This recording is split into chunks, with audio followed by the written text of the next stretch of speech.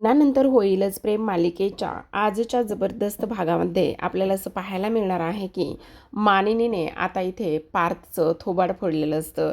तर हे सगळं कटकारस्थान कशामुळे आणि का झालेलं आहे, त्याचसोबत मानिनीने एवढा मोठा धक्कादायक निर्णय का घेतला आहे, हेच आपल्याला या आजच्या भागात पाहायचं आहे. तर आता प्रेक्षकांनो, आपण सुरुवातीला इथे पाहतो जीवा नंदिनी इथे त्यांच्या खोलीमध्ये असतात. नंदिनी म्हणत असते, जीवा, मला तर इथे समजतच नाही आहे ह्या आर्याचं काय चाललं आहे ते. आता मला एक गोष्ट सांगा, एवढा उशीर झाला आहे तरीसुद्धा ती जेवण केलं नाही आहे तिने. ती कशी असेल, काय असेल, ह्या सगळ्या गोष्टी आपल्याला माहिती नाही येतं. आणि त्याचबरोबर ती जर उशिरा जेवली तर तिला मात्र ॲसिडिटी वगैरे ह्या सगळ्या गोष्टी होऊ शकतात ना, असं सुद्धा आता इकडे ती बोलत असते. आता हे सर्व काही बोलल्यानंतर दुसरीकडे आर्याचा कॉल आलेला असतो आणि आर्या म्हणत असते, बापरे बाप, कळतच नाही आहे काय दही आहे, दह्यात पाणी आहे का पाण्यात दही, तेच कळत नाही. आणि सोबतच ही जी डाळ आहे ना, त्या डाळीला फक्त हळदीचा रंग आहे, बाकी काहीही काय चाललंय ना ते काहीही कळत नाही, असं आता ती इथे बोलत असते. आणि तुला आणखी एक गोष्ट सांगू का, हा जो काही भात आहे ना, त्या भाताचे तर पूर्ण वाटच लागलेली आहे. म्हणजे भाताचा तांदूळ इथे शिजवलाच नाही आहे, असं इकडे ती बोलत असते. तेव्हा जीवा म्हणत असतो, अगं आर्या, काय काय चाललंय काय तुझं? आणि तेव्हा आर्या म्हणत असते, तेच तर मी सांगते, काय मेस आहे ही, आणि काय मेसमधलं जेवण आहे तेच मला काही केल्या कळत नाही. कसं खाणार आहे मी हे, आणि कसं होणार आहे माझं, मला ते सुद्धा कळत नाही. मग आता इथे जीवा आणि नंदिनी हे दोघेही जण म्हणत असतात, एक मिनटं, तुझं काय चाललंय ना ते तर आम्हाला कळतच नाही आहे, पण एक मिनटं आर्या, थांब, आम्ही तुझ्यासाठी. तेव्हा जीवा म्हणत असतो, नाही, काहीतरी ऑर्डर करू का? तेव्हा ती म्हणत असते, नाही, काही नको मला. मग आता नंदिनी म्हणत असते, आर्या, एक काम करायचं का, हे बघ, आम्ही ना तुझ्यासाठी ताबडतोब जेवण बनवून घेऊन येतो. तेव्हा आर्या म्हणत असते, ठीक आहे, माझ्यासाठी ना एक 50 मिनिटाची सर्जरी आहे, तुम्ही या जर 50 मिनिटामध्ये येत असाल तर. असं म्हटल्याबरोबर आता मात्र इकडे जीवा आणि नंदिनी कंबर कसूनच इकडे आता 30 मिनिटात स्वयंपाक आणि 20 मिनिटात तिला तिथे घेऊन जायचं असतं, अशी इकडे ते तयारी करत असतात. आता इकडे काव्याला पार्थ म्हणत असतो, हे बघा काव्या, काही जरी झालं ना तरीसुद्धा तुम्हाला हार वगैरे मानण्याची अजिबात गरज नाही. काही जरी झालं ना तरीसुद्धा इथे आपण हारून चालणार नाही आहे. कारण आता आपल्याला हा जो काही आपण विडा उचललेला आहे तो मात्र आपल्याला पूर्ण करायचाच आहे, कळलं का तुम्हाला? आणि हारून कसं चालणार आहे? तेव्हा काव्या म्हणत असते, हो देशमुख, तुम्ही बोलताय ना ते अगदी बरोबर बोलताय, पण मला तर ना आता इकडे समजतच नाही की काय करावं म्हणून. तेव्हा पार्थ म्हणत असतो, आणि तुम्हाला एक गोष्ट कळते का, हे बघा, जर आता आपण एवढा मोठा हा ध्यास उचलला आहे तर मग आपल्याला हारून वगैरे कसं काय जमणार आहे? आपल्याला हारून वगैरे अजिबात चालणार नाही आहे. काही करून आपल्याला प्रयत्न हे करावेच लागणार आहेत ना. आणि त्याचबरोबर इथे तुम्हाला कळतंय का की आता जरी हे सगळं ह्या पद्धतीने नाही झालं तरी आपल्याला ह्यावर काहीतरी मार्ग हा शोधावाच लागणार आहे ना, असं सुद्धा आता इकडे ती बोलत असते. तेवढ्यातच काव्याला इथे आता विक्रमने सांगितलेले ते शब्द आठवतात. विक्रमने सांगितलेलं होतं की जर खड्डा दिसला तर त्या खड्ड्यामध्ये आपण झाड लावायचं, आणि झाड लावल्यानंतर मग आपोआपच तो खड्डा इथे बुजून जाईल ना. तर इथे आता पार्थ म्हणत असतो, काय झालंय काव्या? तेवढ्यातच काव्या म्हणत असते, देशमुख, मिळालं, जे काही उत्तर आहे ना ते मिळालं आहे, असं इकडे ती बोलत असते. तेवढ्यातच आता मात्र इथे तो म्हणत असतो, नेमकं कसलं आणि कोणतं उत्तर मिळाले, काय काय झालेलं काय आहे, असं बोलल्याबरोबर आता इकडे ती म्हणत असते, देशमुख, आता मजा येणार आहे. दुसरीकडे जीवा आणि नंदिनी हे दोघेही जण किचनमध्ये स्वयंपाक बनवून झालेला असतो. दोघांनी मिळून सगळं काही बनवलेलं असतं, आणि त्यामुळे अक्षरशः 30 मिनिटामध्येच हा पूर्ण स्वयंपाक इथे झालेला असतो. आणि जेव्हा 30 मिनिटामध्ये हा स्वयंपाक पूर्ण होतो त्यावेळेला मात्र इथे ते डबे भरत असतात, आणि डबे भरत असताना वसू मात्र त्यांना पाहते. आता वसूने त्यांना पाहिल्याबरोबर इथे ती म्हणत असते, मला एक गोष्ट कळत नाही, हे लोक नेमका डबा का आणि कशासाठी भरवत आहेत, आणि त्याचबरोबर हे लोक नेमके कुठे चाललेले आहेत, ह्या लोकांचा नेमका प्लॅन काय आहे, असा सुद्धा वसू आता इकडे विचार करत असते.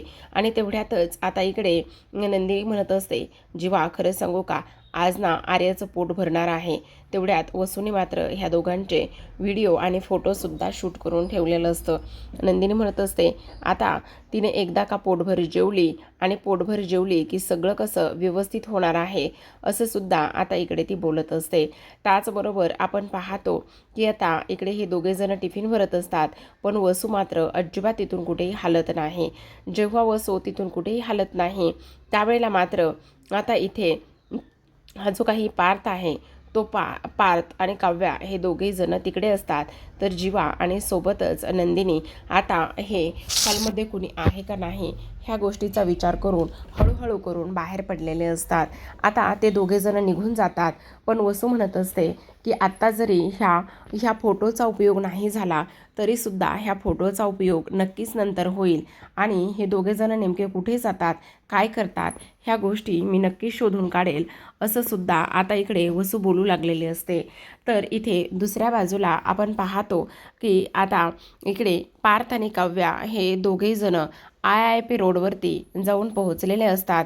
आणि IIP रोडवरती जाऊन पोहोचल्यानंतर दोघांच्याही हातामध्ये एक एक झाड असतं. आता पार्थने त्याच्या ऑफिसमधला पूर्ण स्टाफ जो आहे तो इथे बोलावून घेतलेला असतो आणि काव्या म्हणत असते, आता आपल्याला हे सगळे झाडं या खड्ड्यामध्ये लावायचे आहेत. मग आता इथे काव्या म्हणत असते, खरं तर आता हे खड्डे बुजवण्यासाठी आम्ही आमच्या परीने खूप प्रयत्न केले. आम्ही वरपर्यंत फेऱ्या मारल्या, वरपर्यंत आम्ही ह्या सगळ्या गोष्टी इथे तपासल्या, पण आम्हाला पाहिजे तेवढा कोणाकडूनही रिस्पॉन्स मिळाला नाही आणि त्यामुळे आम्ही आता ह्या खड्ड्यामध्ये झाडं लावायला घेतले आहेत. तेव्हा पार्थ म्हणत असतो, माझी बायको म्हणजेच मिसेस काव्या पार्थ देशमुख ह्या 4 महिन्याचा प्रेग्नेंट आहेत.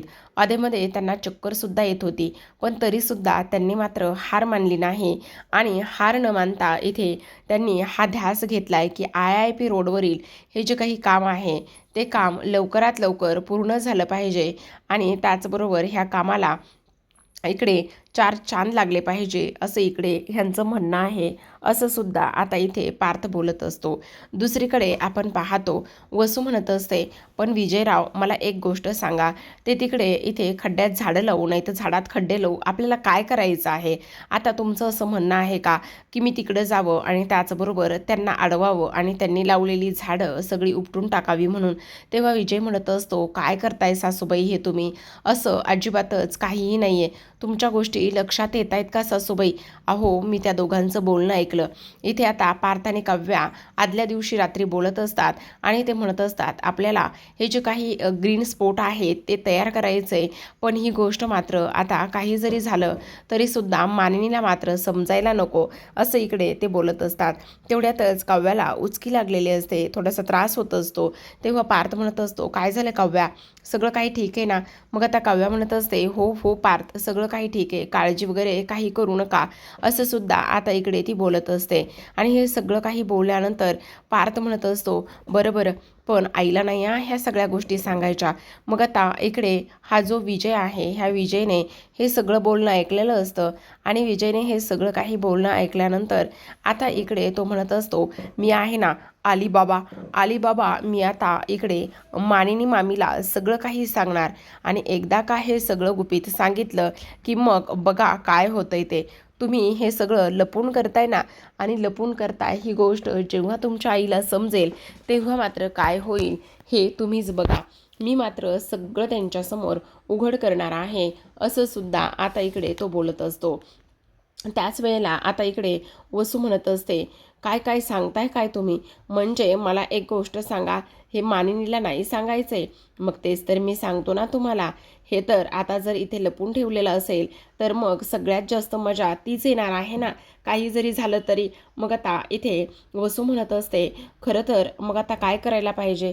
तेव्हा रम्या म्हणत असते, तुम्ही अजिबात काळजी करू नका विजय, तू नक्कीच काहीतरी केलं असशील ना, काय केलेलं आहेस ते पटकन सांग बरं.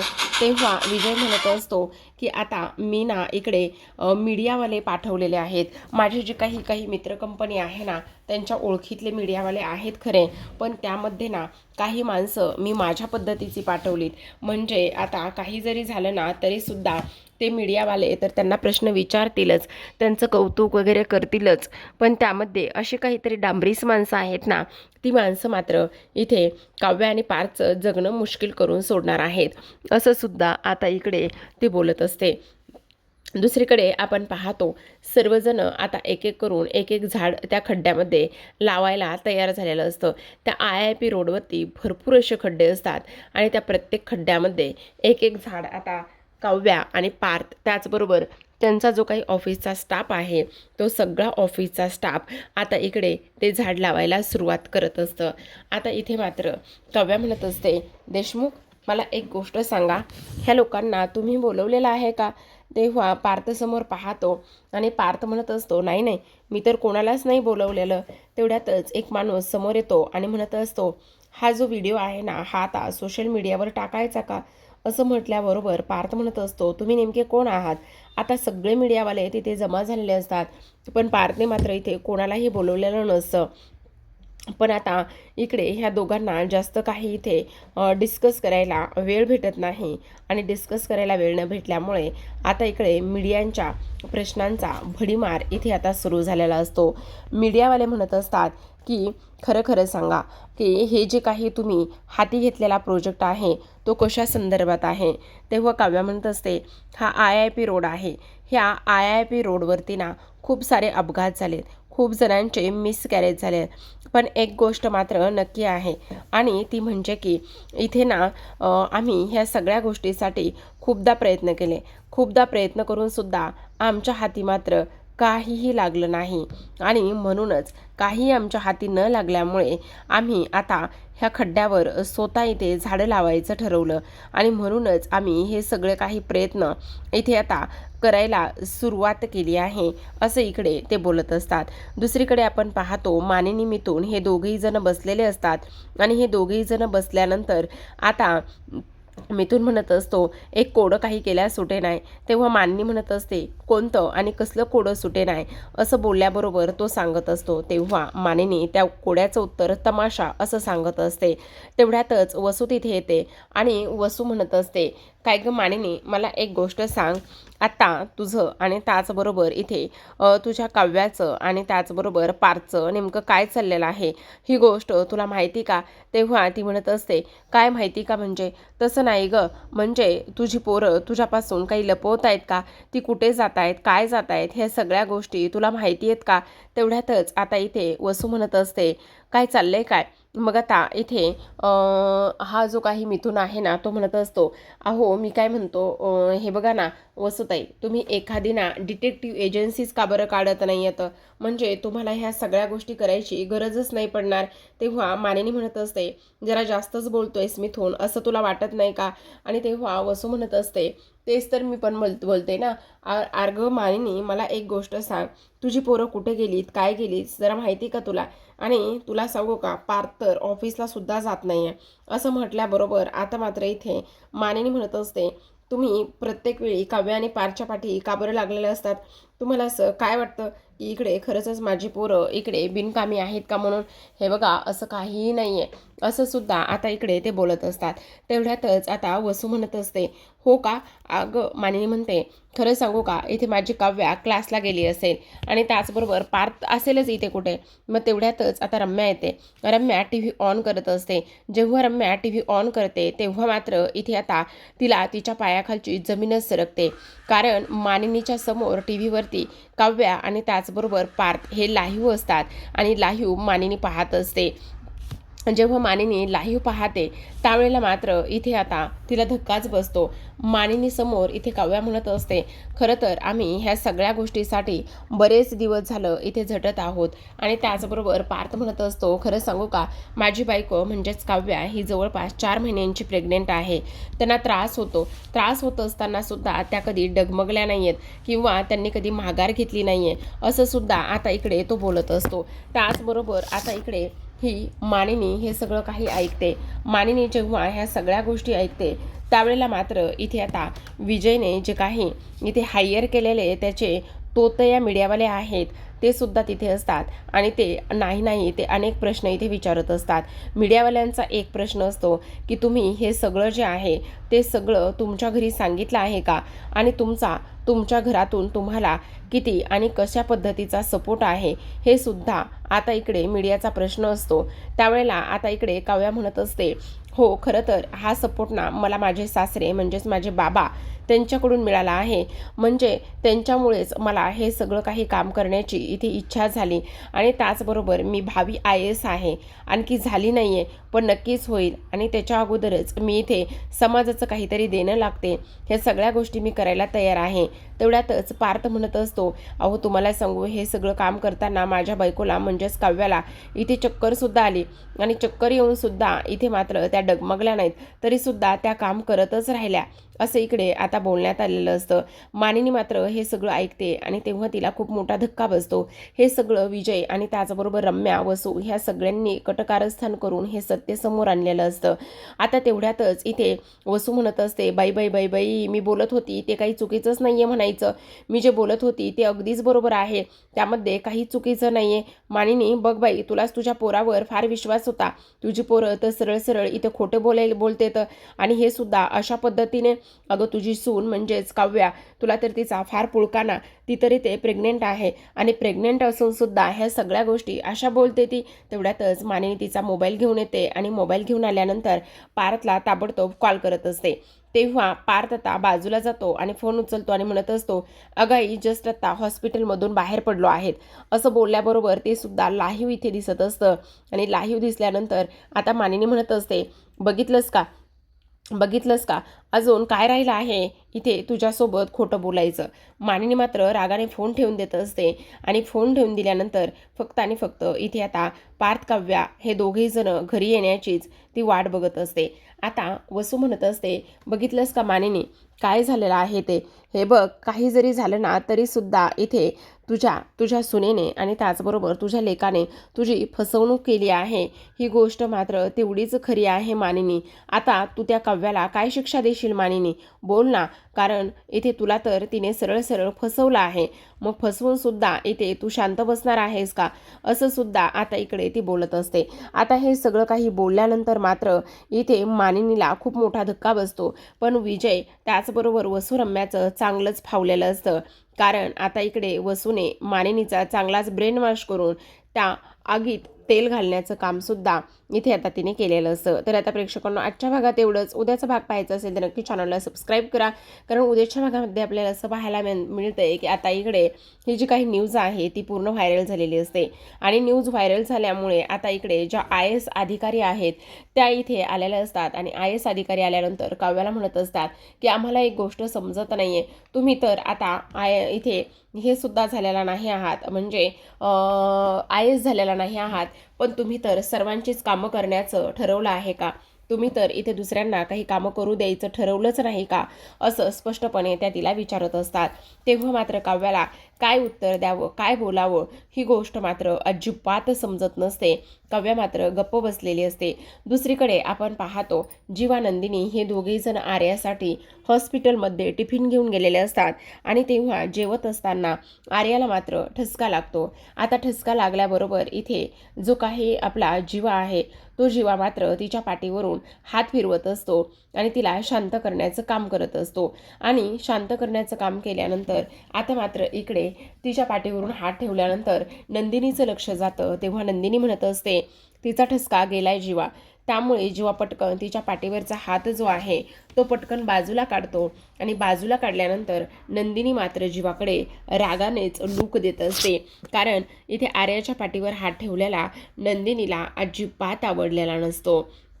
तर आता इकडे दुसऱ्या बाजूला आपण पाहतो मानिनी ही आता फक्त आणि फक्त काव्याची आणि त्याचबरोबर पार्थ ह्या दोघांची वाट बघत असते. काव्य आणि पार्थ हे दोघेही जण घरी येतात आणि दोघेही जण घरी आल्याबरोबर मानिनी मात्र इथे आता पार्थ समोर जाऊन उभी राहते आणि पार्थ समोर जाऊन उभी राहिल्यानंतर पार्थ काही बोलायच्या आतच मानिनी मात्र पार्थचं थोबाड फोडत असते. एवढी जोरात कानाखाली वाजवते प्रेक्षकांनो की काही विचारूच नका. आता ह्या दोघांच्याच पाठीमागे जीवा आणि नंदिनी हे दोघेही जण आलेले असतात आणि तेव्हा जीवा आणि नंदिनी हे सगळं काही पाहतात तेव्हा त्यांना सुद्धा खूप मोठा धक्का इथे बसलेला असतो की आता पार्थने नेमकं असं काय केलेलं असेल की त्यामुळे इथे आता त्याचं थोबाड फोडलेलं असेल, ते सुद्धा मानिनीने.